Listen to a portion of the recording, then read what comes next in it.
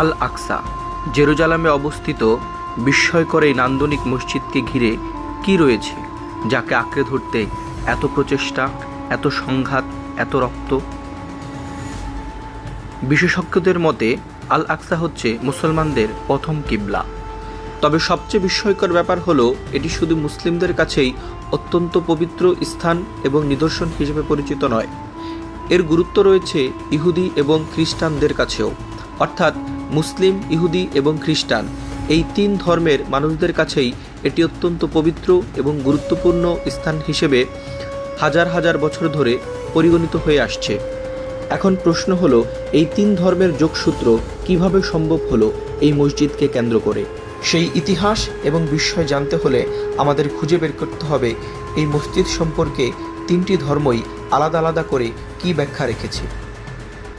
তিন ধর্মের কাছেই এর নির্মাণ এবং উৎপত্তিকাল একই সময়কে নির্দেশ করলেও এর আলাদা আলাদা গুরুত্ব রয়েছে তাদের আলাদা আলাদা ব্যাখ্যা এবং বিশ্বাসে।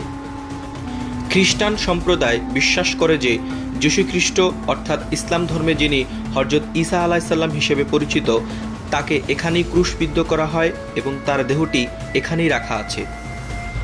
আল আকসা মুসলিমদের কাছে মসজিদুল আকসা বা বাইতুল মুকাদ্দাস হিসেবে পরিচিত, আর ইহুদিদের কাছে এটি টেম্পল মাউন্টেন হিসেবে পরিচিত। আর ইহুদিদের বিশ্বাস মতে তাদের পয়গম্বর আব্রাহাম তার পুত্র ইসমাইলকে এখানে উৎসর্গ করার জন্য নিয়ে এসেছিলেন।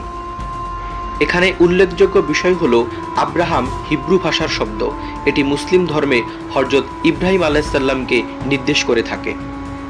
ইহুদিদের বিশ্বাস এটি তাদের প্রথম এবং দ্বিতীয় পবিত্র উপাসনালয়, যেটি 3000 বছর আগে নির্মাণ করেছিলেন রাজা সুলেইমান।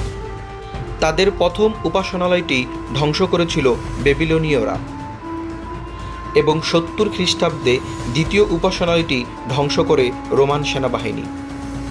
এখানে উল্লেখ্য, রাজা সুলেইমান ইসলাম ধর্মে দাউদ পুত্র হযরত সুলাইমান আলাইসাল্লামকে নির্দেশ করে। তাদের বিশ্বাস মতে আল আকসায় ফাউন্ডেশন স্টোন বা পৃথিবীর ভিত্তিপাথরের অবস্থান, অর্থাৎ তারা বিশ্বাস করে মহাবিশ্বের বা পৃথিবীর সৃষ্টি শুরু হয়েছিল এখান থেকেই। সমষ্টিগতভাবে ইতিহাসবিদরা মনে করেন খ্রিস্টপূর্ব 1004 থেকে 957 সালের মধ্যে প্রথম আল আকসা নির্মাণ হয় এবং এটি পুনর্নির্মাণ করা হয়। অন্যদিকে মুসলিমদের বিশ্বাস মতে এটি অসংখ্য নবী, রসুল, সাহাবী এবং তাবিঈদের পুণ্যভূমি হিসেবে পরিচিত। সহিহ